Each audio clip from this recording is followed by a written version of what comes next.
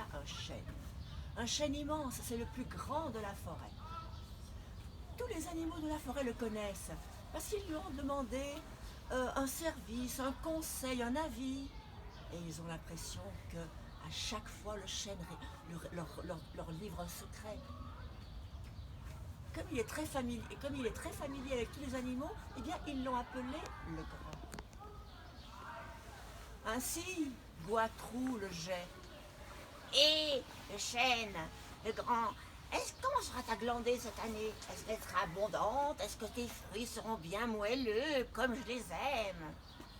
Le grand lui répond que, bien sûr, il y aura beaucoup de fruits et qu'il compte sur lui pour replanter, pour faire repartir des petits chênes, des bébés. Et puis, c'est le tour de Gromelon, le sanglier. Hé, le grand, est-ce que je pourrais continuer à me frotter contre ton écorce rugueuse? J'aime tellement ça après mes bains de boue. Le grand lui dit qu'il l'accueillera toujours volontiers, lui et sa lait et ses petits turbulents. Et puis, c'est la timide hase, qui demande à se réfugier contre ses flancs moussus parce qu'on l'a délogé de son terrier avec ses petits. Ainsi, les animaux de la forêt pensent que le chêne, le grand, a toujours été ici et qu'il sera toujours là. Mais c'est Tite, le troglodyte, qui a lancé l'alerte. Il s'est envolé comme un fou en direction des mésanges qui étaient en train de tenir conseil. Et là, il leur a annoncé la nouvelle. Et cette nouvelle était épouvantable, incroyable, inimaginable. Le vent l'a transporté à travers la forêt et chaque petite feuille s'est mise à trembler d'émotion. Digor, le grand cerf de la forêt, a ordonné un rassemblement de tous les animaux en fin de journée pour tenir conseil. Et le moment venu, tous se sont mis en route. Et les commentaires fusaient. Enfin, mais qu'est-ce qui se passe? Vous avez entendu, mais je ne peux pas le croire. Non, mais attendez, est-ce que ce serait lui? Non, non, c'est pas possible. Non, oui. Quand tout le monde s'est retrouvé dans la clairière autour de l'arbre, Goitrou le jet a eu beaucoup de peine à rétablir le silence. Et Tite, le troglodyte, a pris la parole.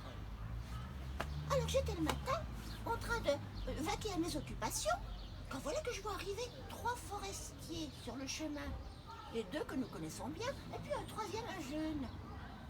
Ils s'arrêtent devant le grand, et j'entends le jeune qui dit: Ah, mais avec celui-là, on va trouver la poutre pour notre cathédrale.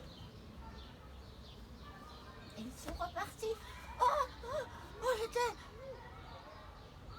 Un silence pesant tombe sur l'assemblée. Comment? Et aussitôt suivi par des exclamations. Mais comment? Mais jamais, mais on ne va pas permettre ça. Mais c'est une horreur, c'est une... Et le ton monte, plus personne n'écoute plus personne, cris, fureur, bagarre. Quand soudain, venu de la canopée, une grave voix descend. Le chêne part. Mes amis, ne vous faites pas plus ignorants que vous n'êtes. Vous savez très bien le sort qui nous attend, nous les arbres. Nous sommes faits pour chauffer, construire, naviguer, emballer. C'est notre sort. Et servir de poutre dans une cathédrale n'est pas le pire. Mais attendez, j'ai entendu qu'il revenait demain. Tout le monde est pétrifié. Comment? Le grand accepte son sort, il se soumet, il baisse la tête. Alors chacun est reparti chez lui, le cœur doux. Le lendemain matin, l'aube est à peine levée que les 3 forestiers cheminent sur le sentier et ils s'arrêtent à bonne distance du chêne. L'un tient un compas, l'autre un marteau et pour sceller son sort. C'est à ce moment qu'une chouette retardataire lance son cri, aussitôt suivi par le brame du grand cerf de l'automne. C'est le réveil de la forêt. Les grives, les moineaux, les rouges-gorges, tous se mettent à chanter et organisent un concert un concert à bec que veux-tu, suivi du grognement du sanglier, de l'aboiement du chevreuil, du glapissement du renard et tous les animaux, chacun dans son coin, sans s'occuper des autres, rejoint le concert sylpharmonique. Et puis, le soleil apparaît derrière l'horizon et il éclaire le grand d'un ruissellement d'or. Le silence se fait. Les trois hommes sont restés longtemps devant le grand. Et puis, l'un d'eux a dit « Ah, on pourrait peut-être ». Et le deuxième « trouver cette poutre ».